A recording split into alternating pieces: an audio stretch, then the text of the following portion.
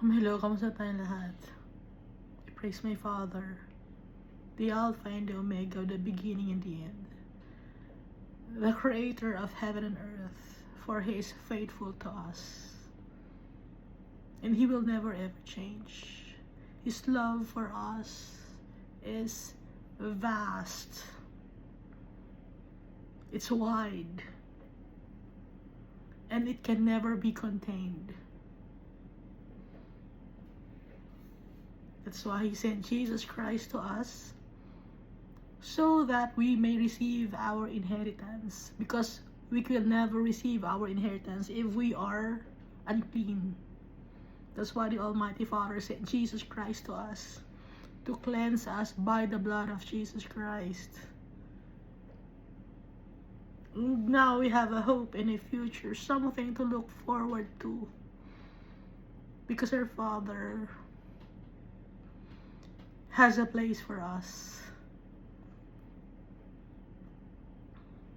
A place that is full of abundance, joy, and peace, that can never be explained by human minds. Jesus Christ called us His friends. We are not His servants anymore, but friends.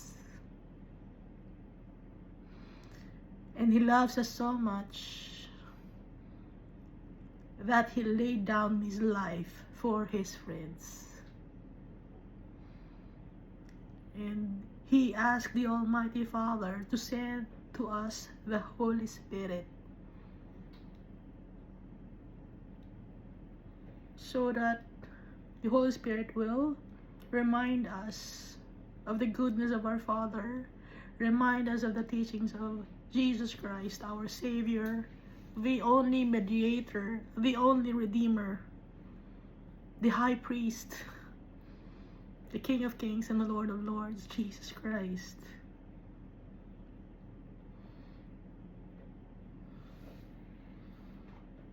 And we are one with Jesus Christ. Singleness of heart. And Jesus Christ is one with our Father, and so we are one with our Father. Singleness of heart.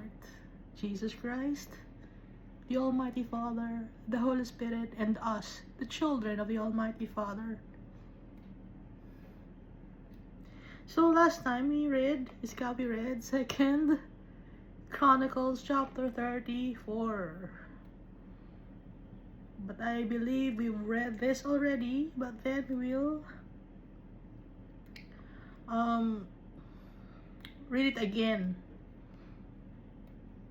I guess that was a month ago that we've read 2 Chronicles chapter 34 and 35.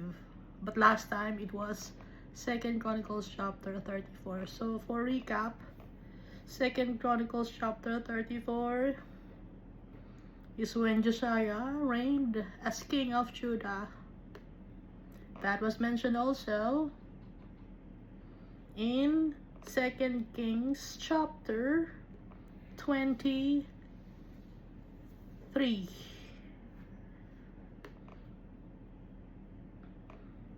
And 2 Kings chapter 22. And Josiah was the one who was prophesied as the king who will trample the images that Jeroboam the son of Nebat had built.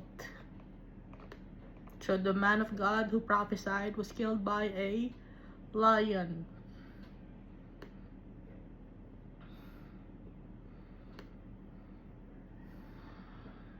So it's another story, no? Yung the man who was killed by a lion, even though he was a man of God, a prophet of God, he was killed by a lion because he disobeyed the Almighty Father. But that's another story, and we've read that already in 1 Kings chapter 13.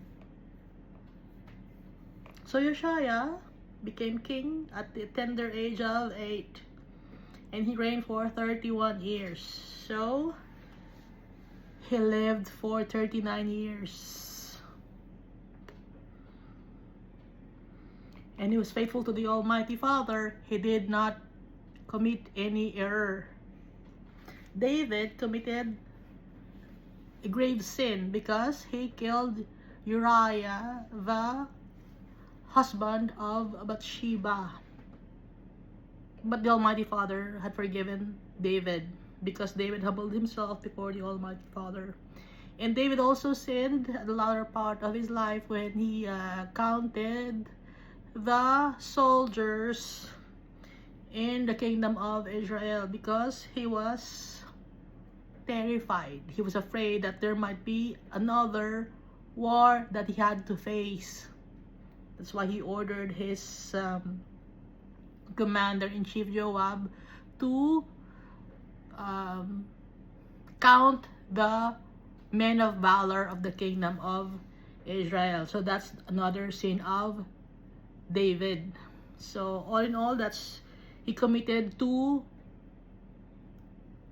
transgressions. And then Solomon, he sinned also when he worshipped the false deities or false gods of his wives and concubines. But Josiah, he was different. Hindi na-mention dito sa Bible in 2 Chronicles at saka sa 2 Kings na nagkasala si Josiah. Instead, he pleased the Almighty Father by obeying his commands and statutes and ordinances. That's why in 2 Kings chapter 23 it says, "Now before him there was no king like him," which pertains to Josiah, "who turned to the Lord with all his heart, with all his soul, and with all his might, according to all the law of Moses, nor after him did any arise like him." So before Josiah, there was nothing or no one like Josiah, who obeyed the Almighty Father wholeheartedly, with all his might, with all his mind, soul, and strength. And after Josiah, no one arose like Josiah. So nag-iisa lang si Josiah. So what did Josiah did? When he was 16 years old, he sought the Almighty Father and purged the kingdom of Judah and Jerusalem by removing or destroying the high places for pagan worship, the wooden images, he destroyed it, the carved images and the molded images, and the altars of Baal. He removed all those abominations. And he burned the bones of the priests of Jeroboam who offered incense and sacrifices to those wooden images or carved images or worship pagan gods and goddesses. He cleansed Judah and Jerusalem, si Josiah. All throughout the land of Israel and not just in the land of Judah. Kasi there's no kingdom anymore. There's no kingdom of Israel anymore because the kingdom of Israel has been destroyed by the Assyrians. The people were taken captives and taken to Assyria. So, konti na lang ang naging tao sa kingdom of Israel, kaya wala ng kingdom of Israel. Pati mga kings, wala na din. Commoners ang natira. At ang natira ay ang kingdom of Judah. That's why ang ginawa ni Josiah, parang inadapt na rin niya yung ibang mga tribes. Just like Hezekiah. Parang inadapt na rin niya, in-encourage na rin niya, in-invite na rin niya. No? At saka nilinis niya all throughout the land of Israel. Yung Manasseh, yung land ng Manasseh, yung land ng Ephraim, yung land ng Simeon, as far as Naphtali. May dala silang mga axes, no? Or swords, and they had beaten the carved images into powder. They pulverized the wooden images, the carved images, the molded images. At ginawang parang abo. At isinama dun sa mga buto na ginawa na rin nilang abo dun sa mga priests ng mga pagan gods and goddesses. Dahil gumawa si Jeroboam ng kanyang sariling priests. Hindi galing sa lineage ni Aaron ang kinuhang priest ni Jeroboam, kasi nga ang pinaglilingkuran niyang false deity ay galing sa Egypt. Galing sa Egypt yung ganong mga pagsamba sa mga Diyos-Diyosan.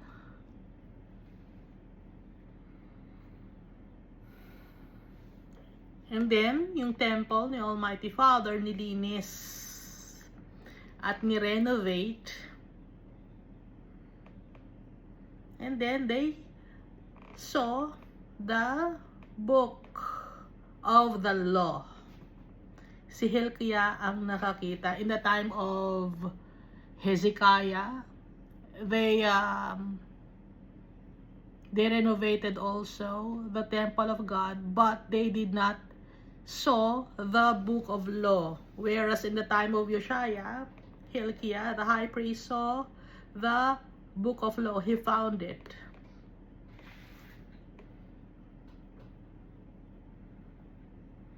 So ang ginawa ni Hilkiah, pinakita niya sa kay Shaphan. At si Shaphan naman, the secretary, pinakita niya kay Josiah. And then when Josiah heard about what's in the book of law, yung mga curses and blessings that the Almighty Father had mentioned to Moses,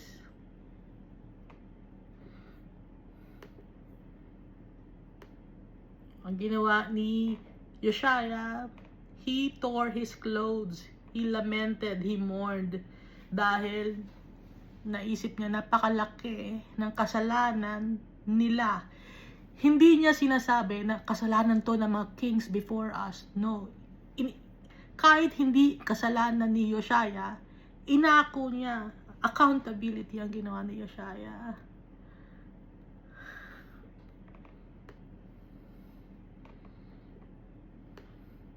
Kahit hindi siya, kahit yung mga fathers niya at yung ibang mga taong nakagawa ng kasalanan, inangkin niya rin na siya rin ay makasalanan. He humbled himself before the Almighty Father, and that's what our Father wants us to do. Hindi tayo susumbat at kasalanan niya. Kasalanan nila. Hindi. Tayong lahat. Kasalanan natin. Kasi there are times that we enable people to commit sins or transgressions. We enable them. Kasali tayo.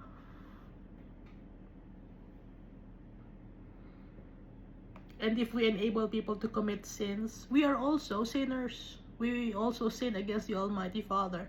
That's what's written in the book of Romans chapter 1. All throughout the chapter 1 of Romans, basahin nyo nandoon. Na kahit hindi ikaw nagkasala, if you allow it to happen, you partook in the sins of the people.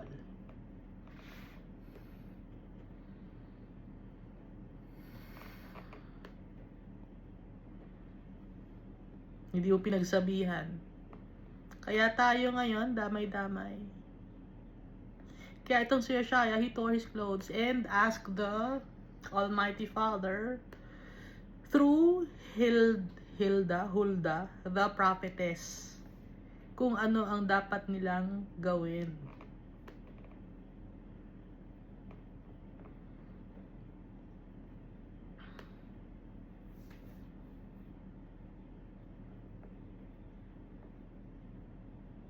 Si Huldah ay isang babae, prophetess siya. Sabi ni Yoshaya sa kanyang mga servants or sa kanyang mga emissary, sabihin nyo kay Huldah the prophetess ito, "Go inquire of the Lord for me and for those who are left in Israel and Judah." Tanong mo kay Almighty Father kung ano ang mangyayari sa atin na naiwan dito sa Israel tsaka sa Judah.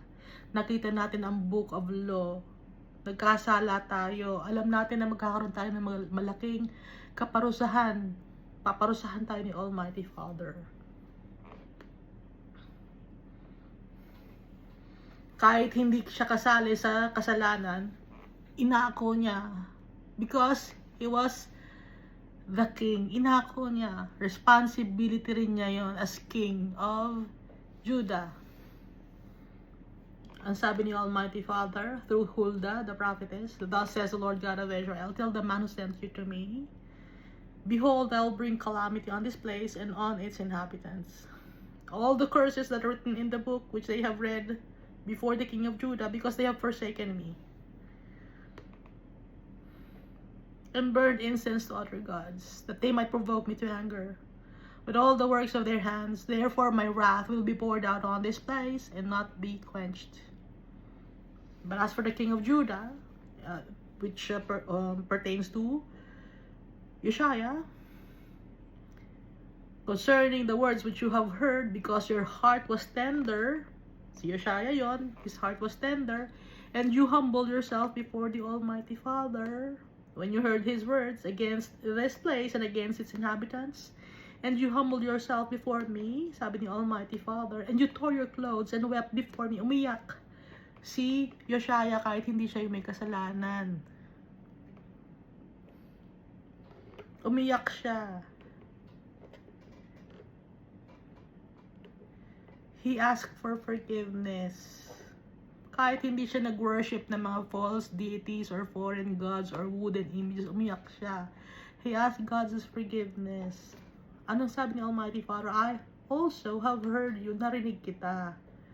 So tayo, pag umiyak tayo kay Almighty Father, narinig na tayo. Pag kinakausap natin ang tatay natin, He created us. So our Father knows us through and through. Kilala niya tayo. Yung bilang ng hair natin, kahit nalagas na, kahit na nakakalbo na kayo, nakakalbo ba sa inyo? May nakakalbo ba yan?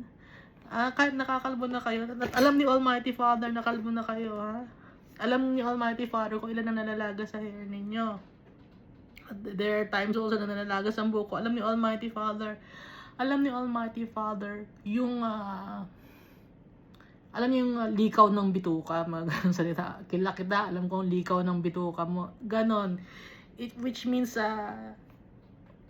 buong pagkatao natin, inside and out, alam ni Almighty Father. Yung dugo natin, kung ilan ang bilang, yung blood platelets natin, yung mga cells natin, alam ni Almighty Father.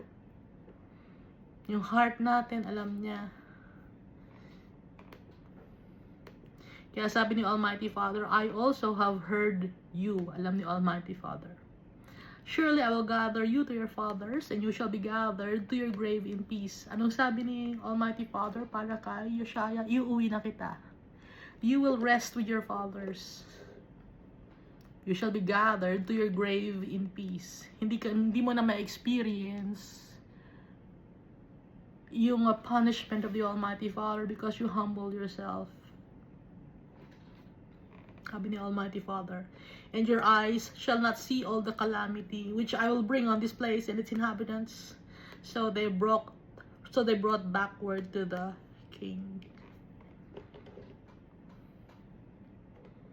Nakita ninyo, si Almighty Father is faithful and loving. Kaya hindi na niya i-allow na makita pa ng taong mga faithful sa kanya yung gagawin niyang kaparusahan sa land of Judah and also in the land of Israel.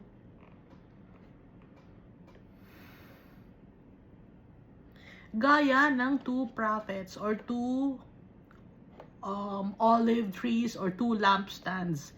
Sa Book of Revelation, yung dalawang tao na yon that the Almighty Father had ordered to relate to the people His message, yung dalawang tao na yun, hindi na nila maki-experience yung punishment ni Almighty Father sa Book of Revelation.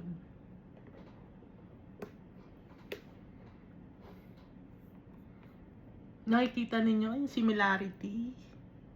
Dahil yung tao patuloy na nagkakasala, naghihingi ng tawad. And after some time, may bagong generation naman na darating na nagkakasala na naman. Paulit-ulit. There's nothing new under the sun. So, ano ang ginawa ni Josiah? He read the Book of the Covenant. Inutos niya yung mga tao to obey the Almighty Father and to remove all the abominations from all the country that belonged to the children of Israel, not just in the kingdom of Judah, but all throughout the kingdom of Israel, hindi lang Judah, land of Israel. And made all who were present in Israel, no, hindi lang Judah, diligently serve the Lord their God all his days. They did not depart from following the Lord God of their fathers, or all his days. So faithful si Josiah. So dito na tayo sa 2 Chronicles chapter 35 na nasa 2 Kings chapter 23 din, no? So itong 2 Chronicles chapter 35. Now Josiah kept a Passover to the Lord in Jerusalem. So they celebrated the Passover. Alam naman natin yung Passover. The first Passover was in Egypt at the time of Moses. Yun yung pinakaunang Passover. At sabi ni Almighty Father sa Book of Exodus na they must celebrate the Passover on the first month. Exodus chapter 1, first month, first day of the first month ba yun?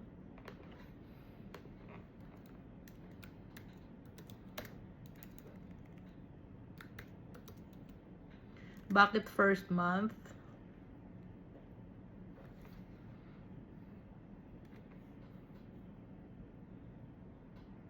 Sabay Exodus, celebrate Passover.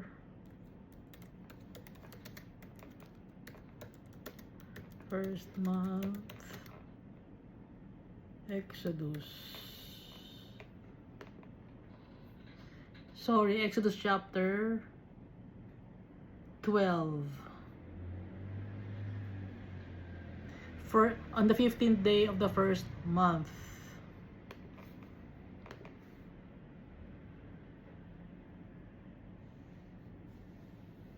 Bakit first month? Yung month, anong tawag sa Tagalog ng month? Buwan. Month, galing yun sa word na moon. Bakit yung moon? Dahil yung moon konektado sa water. Yung water, Genesis chapter 1, verse 1 and 2, si Almighty Father nag-hover na siya sa water.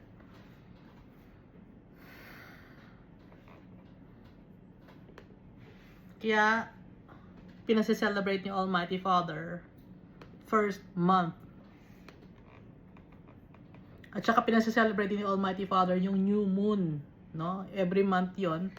Kasi in commemoration of when the Lord created this world. O, hindi naintindihan ng mga tao yon. Walang nakakaintindi.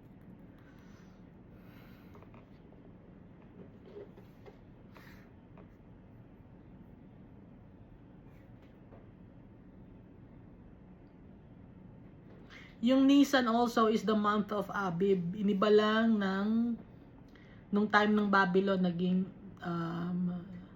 Nisan, and then naging March or April or May nung Gregorian calendar na. Balik tayo. And he set the priests in their duties, no?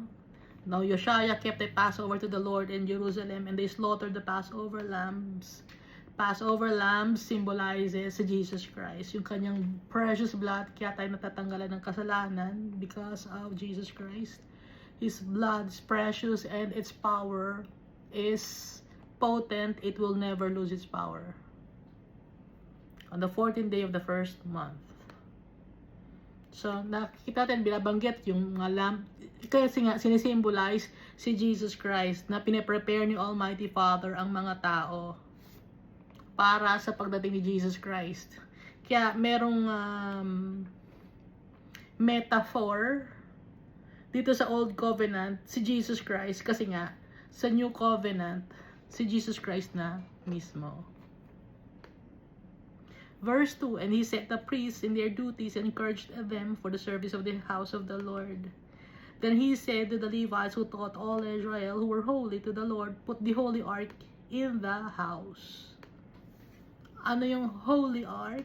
Holy ark also symbolizes si Jesus Christ dahil yung ark of the covenant, yung nasa loob ng ark na yon, yung 10 commandments, the fulfillment of the law, si Jesus Christ din yan. Which Solomon, the son of David, king of Israel, built, it shall no longer be a burden on your shoulders, but now serve the Lord your God and His people. Ilalagay yung holy ark sa house. Ngayon, asa ng house? Ang temple ni Almighty Father, our hearts. Ano ang ark? Si Jesus Christ. Siya ay nasa heart natin. Naintindihan na natin, Iska? Now prepare yourselves according to your fathers' houses, according to your divisions, following the written instruction of David, king of Israel, and the written instruction of Solomon, his son. So may mga division, may mga tribes, no? Magsama-sama kayo, lahat kayo ng division, house of Israel, house of David, or family of ganyan. Dapat naka-segregate, sama-sama kayo, just like in the time of King Solomon. Ganun ang ginawa nila. At saka nung time ni Joshua. Verse 5, and stand in the holy place according to the divisions of the fathers' houses of your brethren, the lay people, and according to the division of the father's house of the Levites. So the Levites, they were set apart. Tayo, we've been set apart also because we are children of the Almighty Father, royal priesthood, a holy nation. Verse 6, so slaughter the Passover offerings, consecrate yourselves, and prepare them for your brethren, that they may do according to the word of the Lord by the hand of Moses. So yung Passover offerings, slaughter, anong ginawa kay Jesus Christ? Jesus Christ was crucified on the cross. Sino ang pinatawad sa kasalanan? Mga tao. Sino ang naka-prepare yung Passover offering? Sa mga tao, no? Kino-compare natin, nakikita ninyo yung similarity.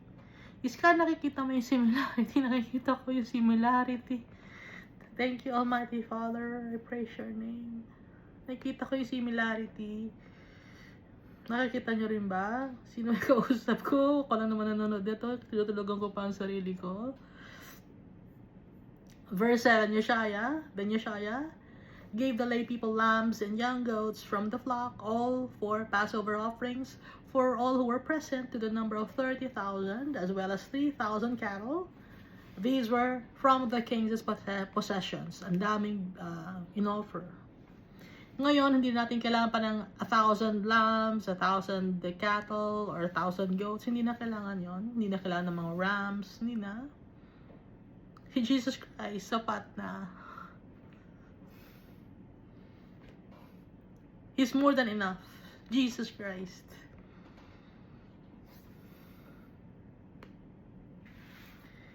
Verse 8, and his leaders gave willingly to the people, to the priests, and to the Levites. So yung mga leaders also, like the governors, yung mga advisors, yung mga chiefs, yung mga captains, yung may mga position in the government of the kingdom, they gave willingly to the people, the priests, and to the Levites.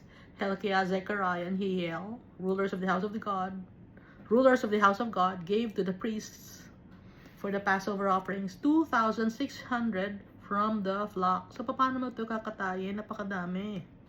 And 300 cattle. Kasi nga, marami ang nagpunta sa Jerusalem.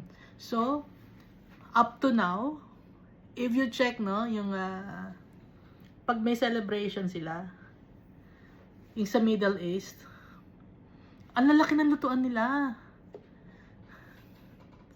Kasi nga, noon pa man, malaki na yung kanilang mga celebration. Kaya, para isang lutuan na lang, malaki yung lutuan nila. And up to now, sanay sila na malaki yung lutuan nila. Ang pinanghahalo nila parang shovel, no? Kaya nga nung ginawa nila yung Temple of the Almighty Father, may mga shovel doon. Ano man tagalog ng shovel? Basta shovel. Panghalo ng mga grains and lambs, pag binaboil nila, mga fork na malalaki. Kung nakita nyo, no, sa Middle East, nakikita nyo naman sa internet, di ba, pag nagpre-prepare sila ng food, ang laki ng lutuan nila kasi laki ng kama. Or mas malaki pa sa kama, yung lutuan nila. Kasi nga, sanay sila na malaking family, malaki sila mag-celebrate.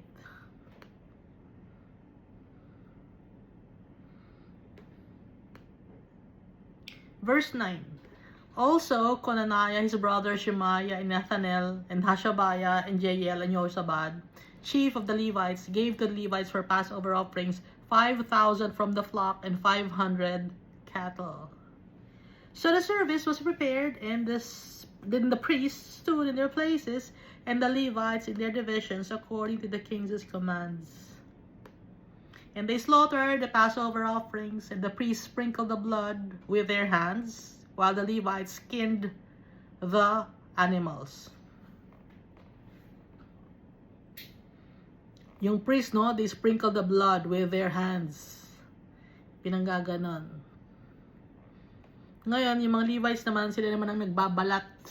Binabalatan nila yung mga lambs, yung mga cattle, yung mga goats.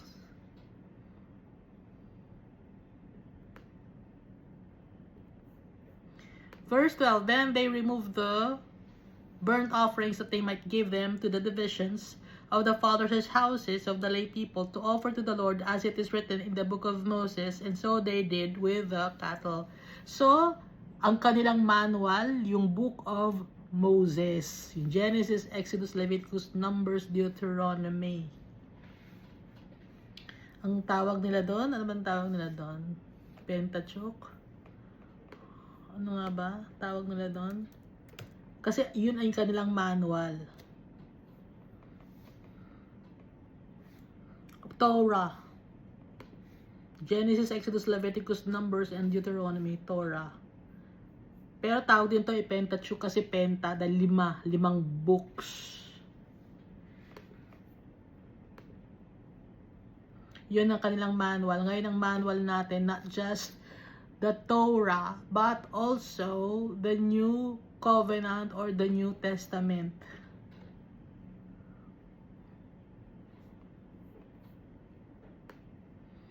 Verse 13, also they roasted the Passover offerings with fire according to the ordinance. But the other holy things they boiled in pots, in cauldrons, and in pans. Malalaki yung luto na to, no? Cauldrons, kalderong malalaki, pots and pans, and divided them quickly among the lay people. Para isang lutuan na lang, malakihan. Then afterward, they prepared portions for themselves and for the priests, because the priests, the sons of Aaron, were busy in offering burnt offerings and fat until night. Therefore the Levites prepared portions for themselves and for the priests, the sons of Aaron. Tulong-tulong. And the singers, the sons of Asaph, were in their places according to the command of David. Asaph, Heman, and Jeduthun, the kings of Seir. Also the gatekeepers were at each gate. They did not have to leave their position because their brethren, the Levites, prepared portions for them. So, pinaglilingkuran nila yung kanilang kapwa, kapatid. Yung brethren nila, tinutulungan, tulong-tulong. Hindi yung, ito, akin to, anto, isa-sharon ko na to. Kanya-kanyang balot. Hindi. Hindi, hindi sila ganon. Ito, para to sa kapatid natin dito, sa brethren natin, dalhan natin ng pagkain. Hindi, ito, may natira pang pagkain, uwi ko na to sa amin, daming gutom sa bahay namin. Hindi ganon.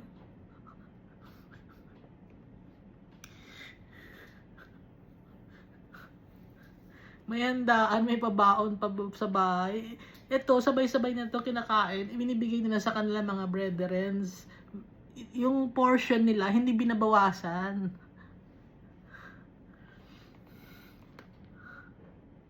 Sobra-sobra pa binibigay na.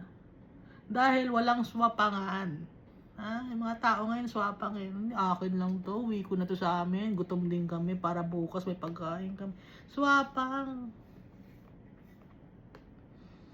Hindi pa tapos yung handaan, nagbabalot na, may dadalang supot.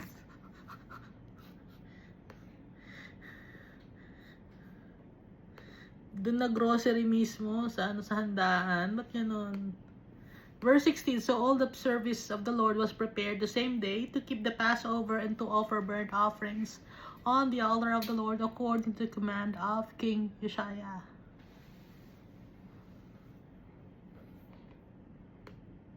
And the children of Israel who were present kept the Passover at that time and the Feast of Unleavened Bread for 7 days. Alam na natin yung Feast of Unleavened Bread. Symbolizes also si Jesus Christ. He's the bread of life. Unleavened bread si Jesus Christ, hindi siya nagkasala. Kasi yung leaven, yung yeast yun, galing yun sa dumi. Or ulitin ko, tumutubo yung yeast, or yung mushroom, fungi yun, galing yun sa mga nabubulok na mga bagay. Alam natin na nabubulok na bagay, it's uncleanness.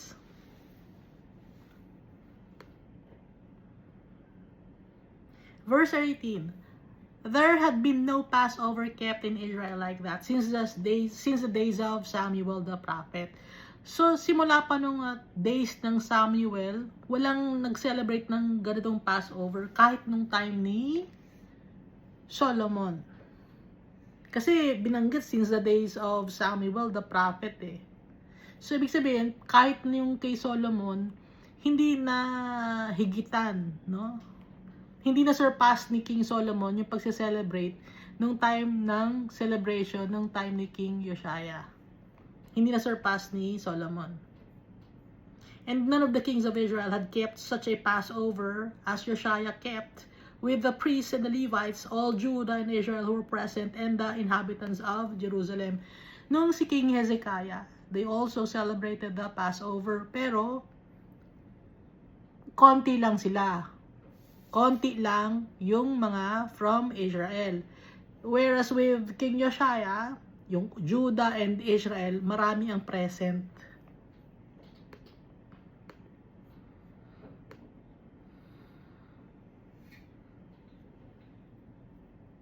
So walang katulad itong si King Uzziah, kahit na i-compare kay David at kay Solomon. So iba-iba yung nangyari, di ba, sa mga kings. Si David, he was faithful to the Almighty Father. And ang tawag sa kanya, di ba, a man who's after the heart of the Almighty Father. Lagi siyang nagpe-pray. Nagkakasala siya, pero humingi siya ng kapatawaran kay Almighty Father. Ito namang si Solomon, he prayed for wisdom. And the Lord gave it to him. But then he sinned by worshiping false gods or wooden images due to his numerous wives and concubines. Si Hezekiah din, iba rin nangyari kay Hezekiah. But itong kay Uzziah, different. Iba yung kay Uzziah dahil si Uzziah, walang nabanggit na siya ay nagkasala.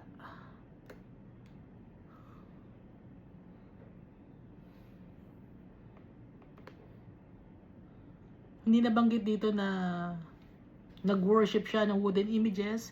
Hindi nabanggit na pinatay niya yung asawa ng babae na gusto niya. Walang ganun siya. Wala siyang ganung issue.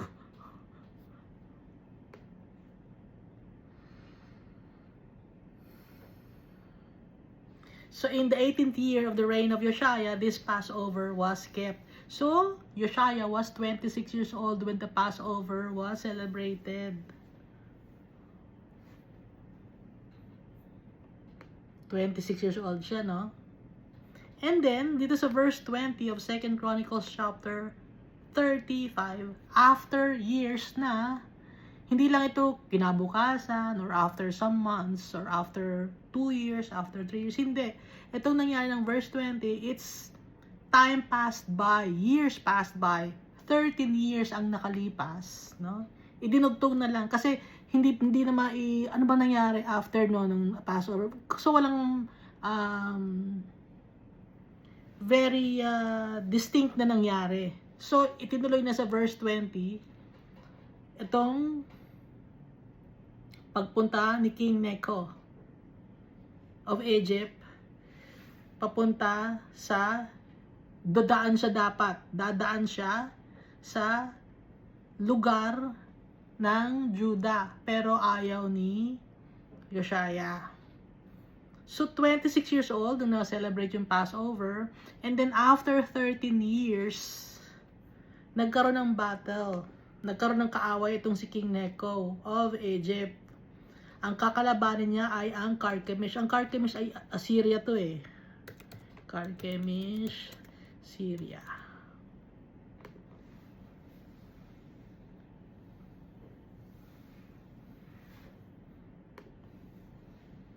Ayun o. Hindi makikita. Hindi makikita. I-check nyo. Carchemish. Malapit siya sa overlooking Turkey. Pero sakop ng Syria. Ancient city in modern day Syria, situated on the border of Turkey, overlooking the Euphrates River. Dito pupunta si King Necho of Egypt. Yun ang kanyang goal. Doon po dadaan lang siya, makikiraan lang siya. From Egypt, alam natin na yung Egypt nasa ibaba. And then bago ka makapunta ng Syria at ng Turkey, dadaan ka muna ng Israel. So mapapadaan ikaw sa Euphrates River. Ayaw padaanin ni Josiah. Basahin natin verse 20. After all this, when Josiah had prepared the temple, so maayos ng lahat. Plansyado na lahat ng time ni Josiah. King Necho of Egypt came up to fight against Carchemish by the Euphrates, and Josiah went out against him. Hindi naman plano ni King Necho to fight against Josiah, but he came up to fight the people of Carchemish. And so he must traverse the land of Judah to go to Carchemish. Si King Necho. Pero ayaw ni Josiah. Hindi ka pwedeng dumaan dito. Ganon. Verse 21, but he sent messengers to him saying, what have I to do with you, King of Judah? I have not come against you this day. Ano bang problema ko sa'yo, King Josiah of Judah? Wala naman akong problema sa'yo. Hindi naman ikaw ang kakalabanin ko. Hindi ikaw. But against the house with which I have warred. Meron akong kalaban, hindi ikaw ang kalaban ko. Huwag kang makialam.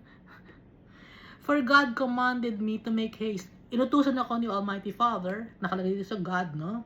So si King Necho, inutusan siya ni God, ni Almighty Father. For God commanded me to make haste. Inutusan ako ni Almighty Father, magmadali ako. Refrain from meddling with God who is with me. Huwag kang makialam kay Almighty Father. Siya yung kasama ko. Lest He destroy you. Pag pinakialaman mo ko, pupunta ako sa Carchemish, tapos ikaw nakikialam ka sa akin, i-destroy ka ni Almighty Father. Hindi naman ikaw ang kalaban ko eh. Sabi ni King Necho of Egypt. Verse 22, nevertheless, Josiah would not turn his face from him, but disguised himself so that he might fight with him. Ang ginawa ni Josiah, he disguised himself. Hindi siya nagpakilala na king. So, kunyari, simple valiant man of Judah, or war of ang tawag to, yung soldier, simple soldier lang kunyari siya, kaya nakadisguise siya, so that he might fight with him, para labanan siya ni King Necho. And did not heed the words of Necho from the mouth of God, so he came to fight in the valley of Megiddo.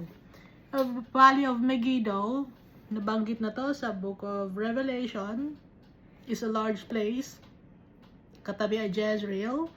Megiddo, Armageddon or Armageddon. Kaya binabanggit sa book of Revelation na sa valley, sa Armageddon or Armageddon, marami nang dumanak na dugo, marami nang nag-away-away. So, sa book of Revelation, hindi lang ang valley of Megiddo ang sinasabi na dun mag-aaway, hindi lang sa Israel, kundi dito mismo sa buong mundo natin.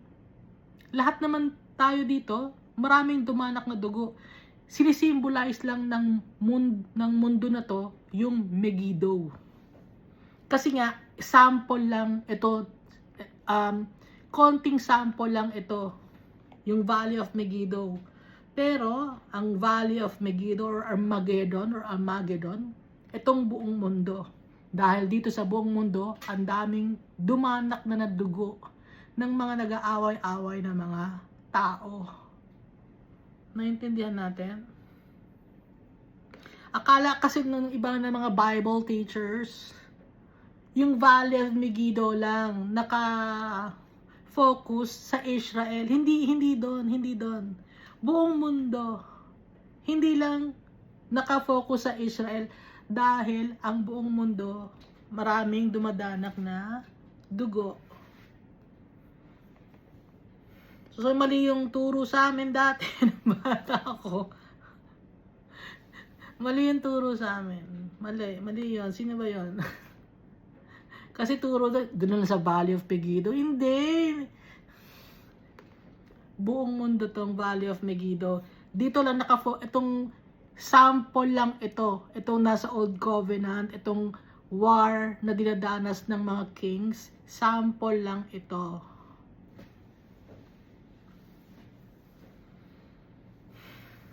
Verse 23.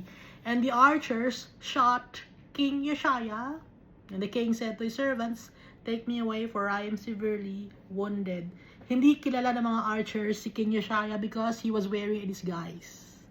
So alam naman natin na yung mga archers, gaya nung sa kay King Ahab, si King Ahab pataas ang tira ng mga bow and arrow. Dahil may projectile yan, pagbaba nun, hindi alam kung saan tatama. Matamaan na kung sino man ang tamaan. Ganon ang bow and arrow. Kahit kakampi mo, matatamaan ka. Kasi nga, parang ano yun, parang naliligaw na, ligaw na bow and arrow. Parang ligaw na bala, ganon. Sinong matamaan, basta may matatamaan dito. Yun. Ngayon, itong archers na to, and the archers, ibig sabihin hindi lang isa, kundi maraming mga archers sila na pag hinila nila yung bow, tapos mag-shoot ngayon yung arrow pataas, hindi ngayon alam saan tatama.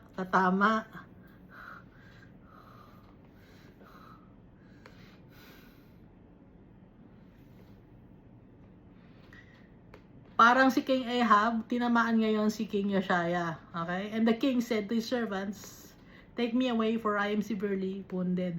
Nung time din kasi ng mga kings, wala namang baril nun.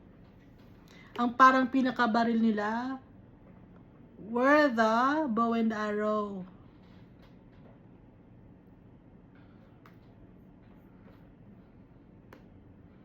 At saka yung pinaka-missile nila noon, yung naimbento ng mga tauhan ni Uzziah, natatanda natin si Uzziah, yung namatay na merong leprosy, yung naimbento na catapult, yun ang parang pinaka-missile nila noon, no? Catapult. Ganon. Iska, naiintindihan mo ako, ha? Alam ko naiintindihan mo ako. Naiintindihan ko yung sarili ko, eh. Ba't nakakaintindi sa akin?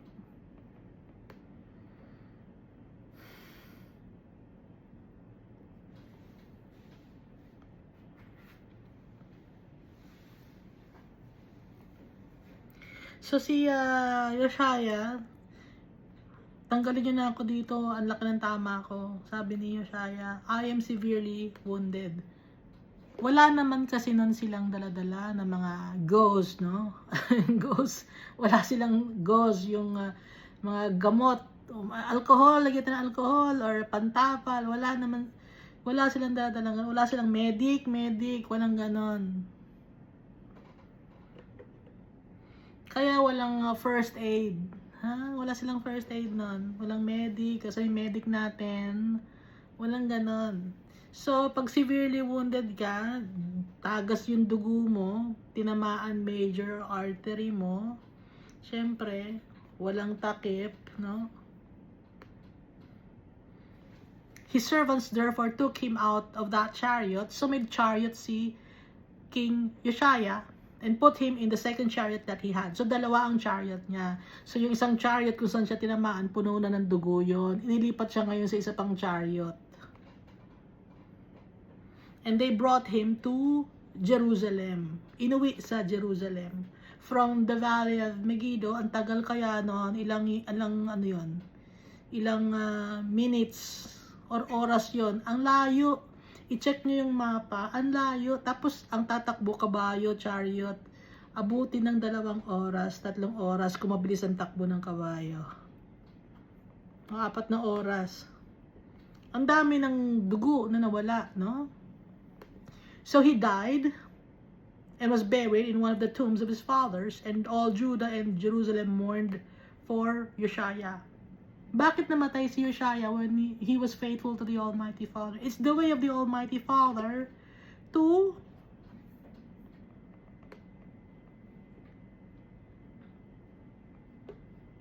bring back Yoshaya to heaven. Yun ang way ni Almighty Father. So that Yoshaya would not experience the pain and sufferings that the Almighty Father will throw upon the kingdom of Judah and Israel. So, way to ni Almighty Father na hindi na ma-experience ni Yoshaya at hindi na niya makita yung sufferings of the people who were unfaithful. Inuwi na ni Almighty Father. Kaya nga, di ba nakalagay dito, you don't have to, saan nga ba to? Sa 2 Chronicles chapter 34,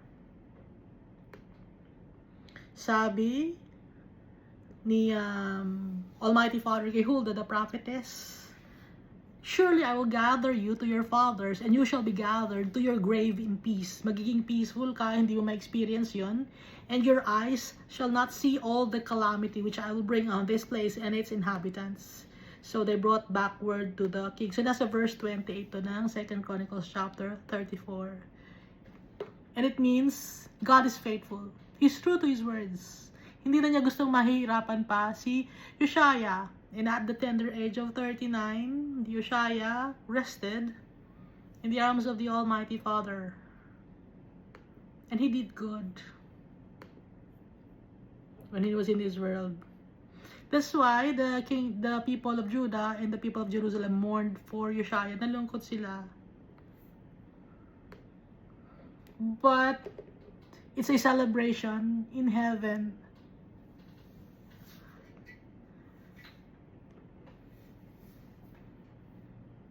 Si Almighty Father ang tiyatanggap niya yung kanyang mga anak pag umuwi.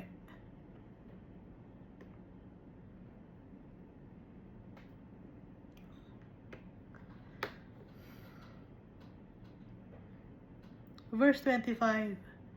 Jeremiah also lamented for Yoshaya, and to this day all the singing men and the singing women speak of Yoshaya in their lamentations. They made it a custom in Israel, and indeed they written in the Laments, or in the book of Lamentation.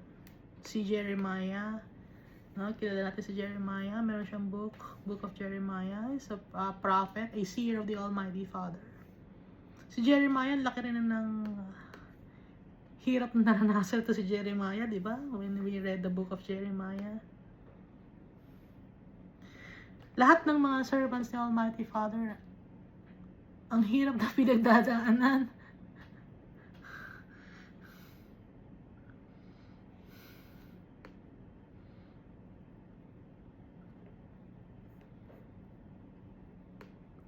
Si Jesus napakahirap ng kanyang pinagdaanan. Son of God, Son of Man. Si Jesus Christ na yun, napakahirap ng kanyang na-experience when He was in this world. Tayo pa ba? Sabihin natin, hindi niya deserve yun, hindi ko deserve to, we deserve it because we are sinners. May mga nakikita ako sa internet, no, hindi niya deserve yun. Pero nung i-check ko naman ngayon, hindi lang ako nagko-comment, deserve niya.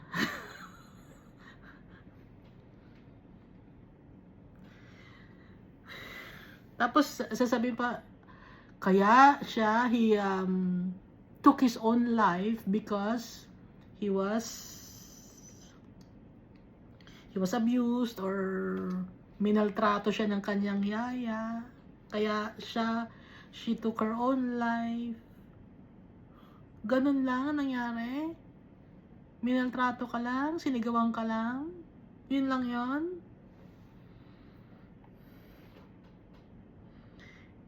Titingnan natin si Jesus. Anong ginawa kay Jesus? All his life, he did not enjoy anything in this world. Wala siyang na-enjoy dito sa mundo. Si Jesus Christ. When he was in this world, he was poor. And the people look down on him. Inaapi si Jesus Christ ng mga tao. Dahil sasabihin hindi nakapag-aral, mahirap lang, mahirap pa sa daga, hindi siya physically attractive. Inapi si Jesus Christ. Kaya wala tayong irereklamo na hindi, ginapi nila ako kaya ginawa ko to. Wala, hindi tayo nakapagreklamo ng ganun. Kasi si Jesus Christ mismo, he was abused. Physically abused by people. Dinuraan. Kaya wala tayong maisasabi na hindi ko deserve to. Si Jesus Christ, he did not deserve those things that he experienced. Because he's good, he's faithful, he's clean, holy, si Jesus Christ. Pero tayo, we deserve it.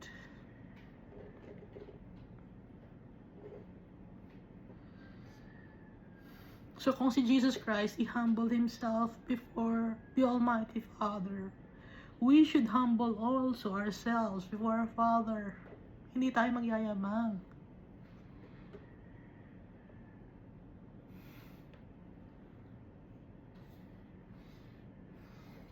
Si Josiah, nagpakumbaba rin siya.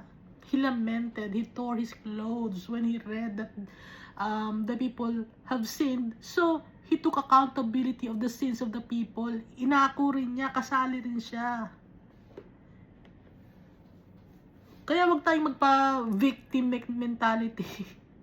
Ang daming mga tao ngayon, biktima ako, biktima ka, ha? Ang ganda ng buhay mo, biktima ka, nakakapag-abroad ka. Nakapagtrabaho ka or lahat ng bagay na na-enjoy mo dito sa lupa, binibigay lang sa'yo, hindi ka nagtrabaho.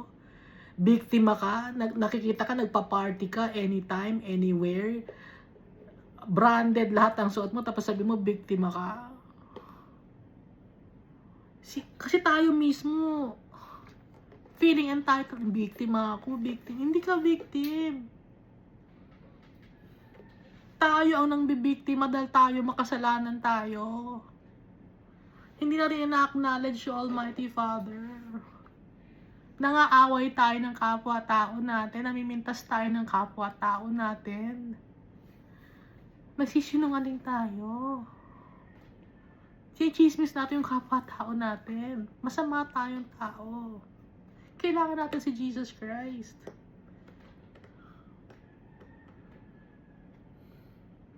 Imbis na i-uplift natin yung spirit ng tao, ano natin sila, ilapit natin kay Almighty Father. Ano nang sinasabi? Buti nga sa'yo, buti nga sa'yo, buti nga sa'yo. Yung minsan nasa sa social media, makikita mo, uy, akala ng mga tao, uy, agree sila sa'yo, agree sila sa'yo. Pero ang totoo, at the back of their mind, hindi nila gusto. Dahil ang tao, natural, wicked, inherently evil tayo. We need Jesus Christ. We need His precious blood for us to be cleansed of our iniquities.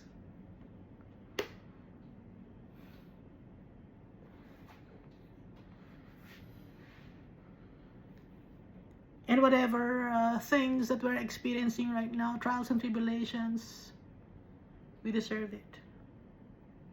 It's painful. But we deserve it because we're sinners. We are stubborn. Ang dami na sa atin nagtuturo sa Bible, magbasa ng Bible. We prioritize our Father above all else.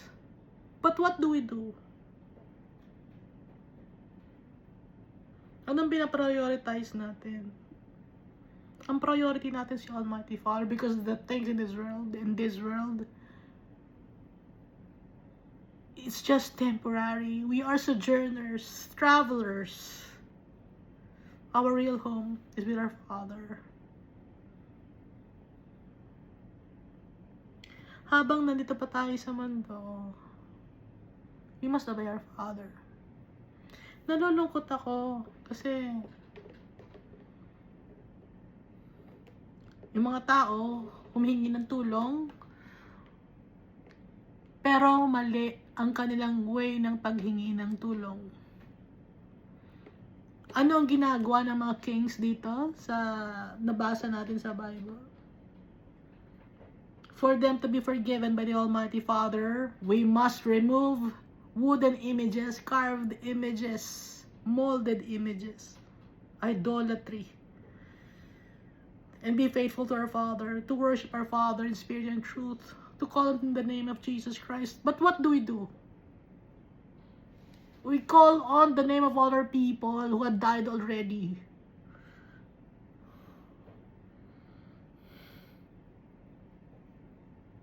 Titingin ba tayo ni Almighty Father if we do those things, those wicked things, those abominations? If we call on the name of other people who had died already? No. Read the Bible.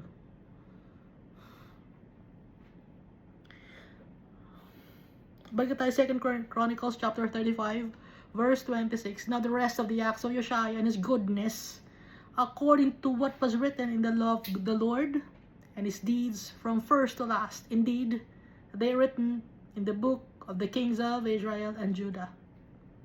So, yung ginawa ni Josiah, testimony.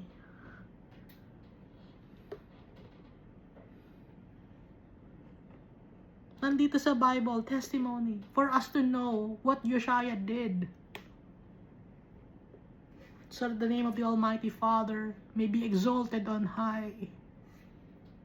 Pero nung ginagawa natin, hindi natin naiintindihan. Bakit? Ba't hindi natin naiintindihan? Because we are not focused on our Father.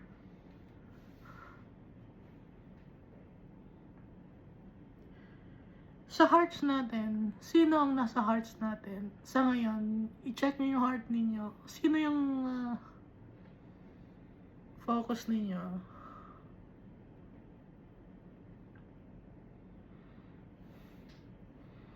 I-check nyo yung heart ninyo. Trabaho ba ninyo? Yung family ba ninyo? No. The Almighty Father, Jesus Christ and the Holy Spirit.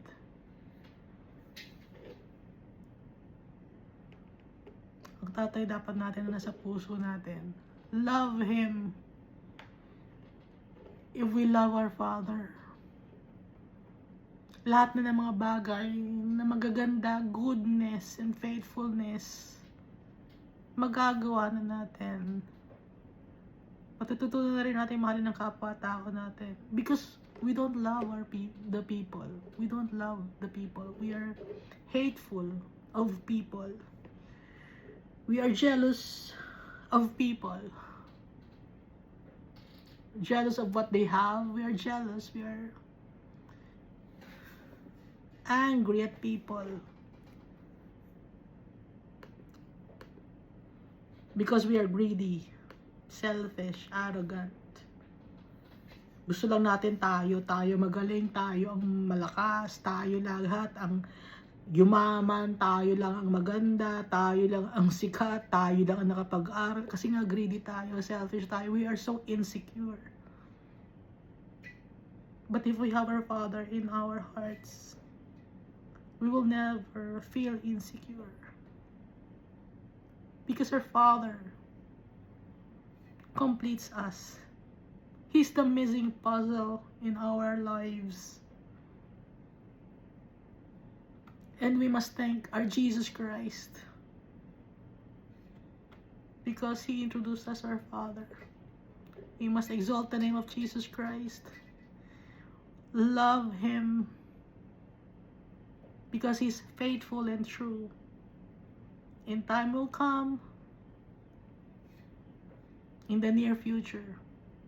Jesus will come again. He will come again. The second time around. And at that time, we must be ready. It's a time of harvest. Thank you, and God loves us all so much.